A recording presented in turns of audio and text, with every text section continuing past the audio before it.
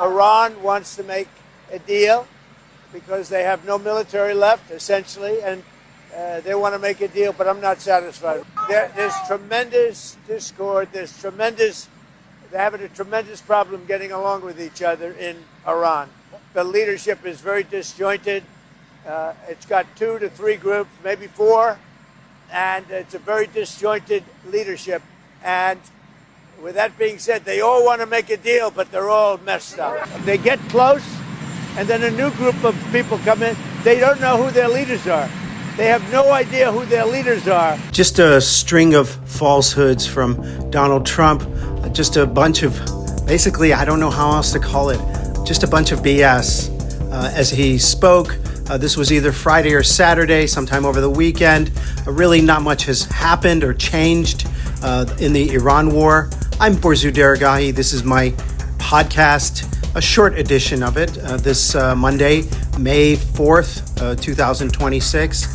Just a little bit of a commentary from me and NewsX over the weekend about Trump's latest comments and the likelihood that he actually is even talking about reality.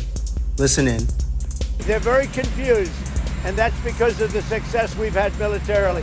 Mr. Deragahi, as an American, where exactly do you think Trump would focus now to convince his base or convince the voters on his upcoming election, in midterm election, to listen whatever decision he makes with Iran? Well, I think that any viewer who viewed the comments that you just broadcast, honestly, would have to say that there's absolutely no clarity and there's no reason, actually, in his comments. They were kind of nonsense. I think that if you look at the reporting from the serious news outlets, as well as the top Israeli analysts, including former intelligence officials, his assessment of Iran's leadership is totally wrong and misguided. There are debates in Iran, for example, but there's no leadership in disarray. That's absolutely not the case. And there's a certain consistency, actually, in the Iranian position on the nuclear issue, on the issue of ballistic missiles and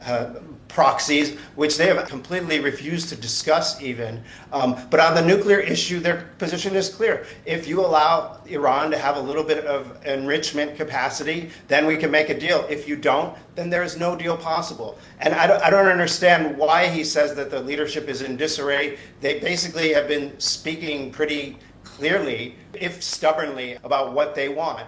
And as for the Strait of Hormuz, they say that they will unblock the Strait of Hormuz, but impose some kind of penalty because they perceive that the U.S. lost the war. That is the perception in Tehran right now. And for that, it will have to pay a price, and that is that there will be restrictions on the Strait of Hormuz, and it will be reopened once the blockade that the U.S. has imposed has been removed.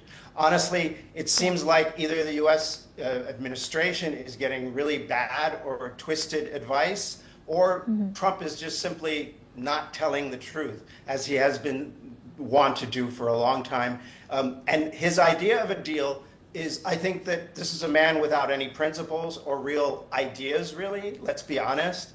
He's just a guy who wants to look good. So as long as the optics of a deal look good and he can sell it to enough Republicans that will keep him in power and prevent him from being impeached, because he's going to lose the midterms. The Republicans are going to lose the midterms. He's fine with that. The problem is he's between a rock and a hard place. There's no deal that looks any better than the JCPOA, the nuclear deal that Barack Obama forged. And the alternative to that deal is more war, which Americans absolutely don't want.